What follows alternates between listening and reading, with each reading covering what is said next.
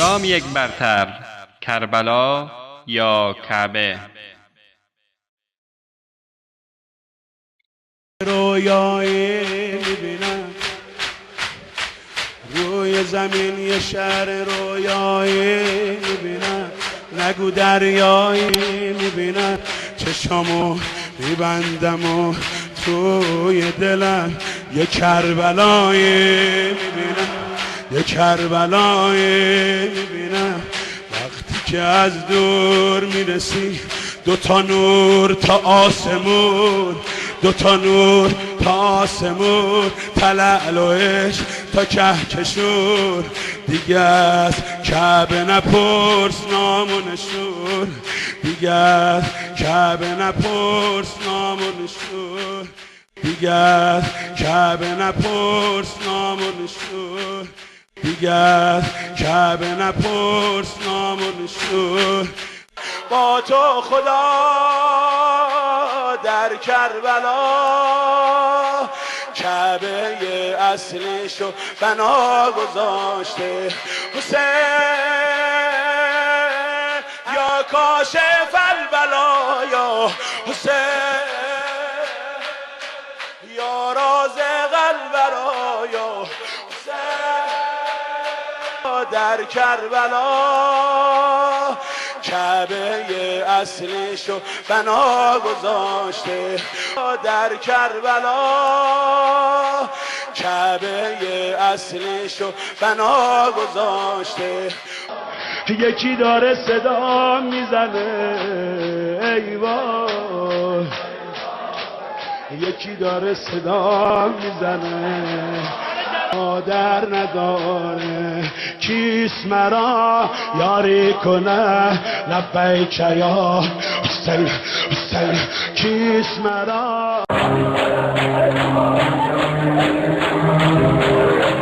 عجیب نیست اگه میبینی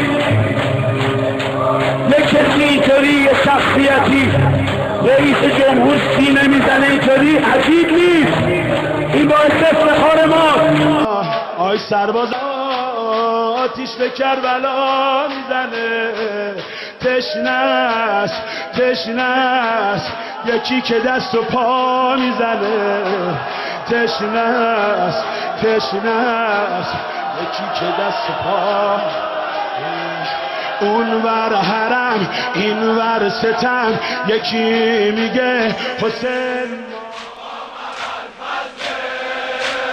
مالک کل زمین، آقا اول فضله. بینندگان گرامی، کربلا در نزد شیعه افضلتر از کعبه معظمه می باشد.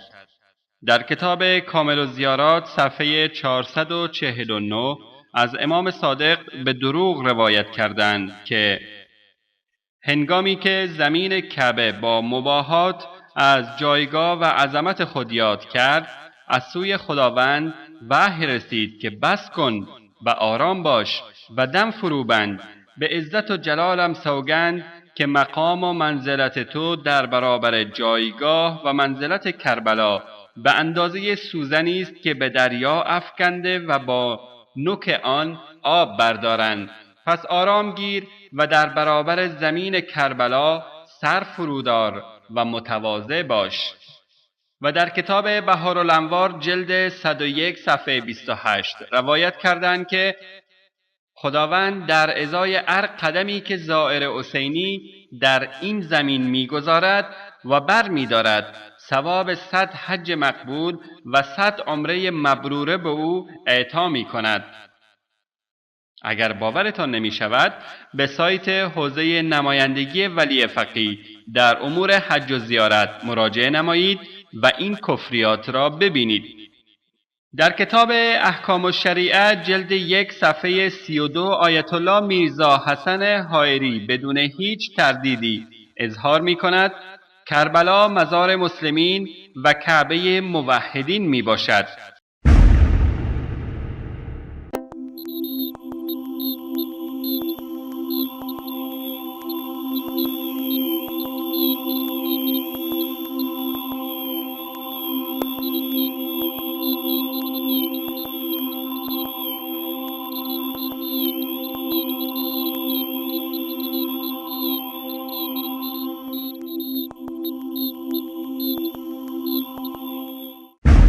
الله متعال می‌فرماید: إن أول بيت وضع للناس للذي ببكة مباركا وهدى للعالمين. نخستین خانه‌ای که برای مردم و عبادت الله قرار داده شد همان است که در سرزمین بکه است که پربرکت و مایه هدایت جهانیان است.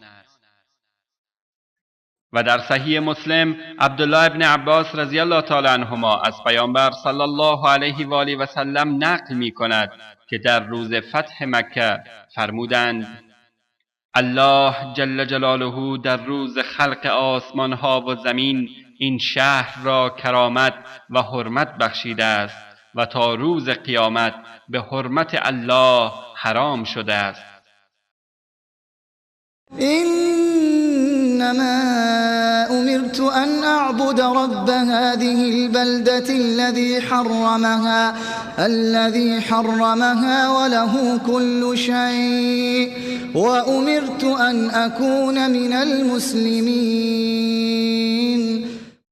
بگو من مأمورم پروردگار این شهر مقدس مکه را عبادت کنم، همان پروردگاری که این شهر را حرمت بخشیده در حالی که همه چیز از آن اوست و من مأمورم که از مسلمین باشم.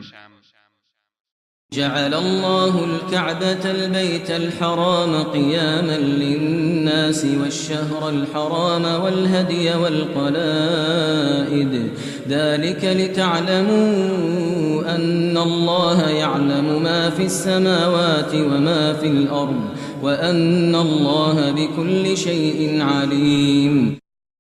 الله کعبه یعنی بیت الحرام و نیز ماهای حرام و قربانی‌های نشاندار و بینشان را وسیله سامان بخشیدن به امور مردم قرار داده تا بدانید که الله از آنچه در آسمان‌ها و زمین است آگاه می باشد و الله به هر چیزی داناست.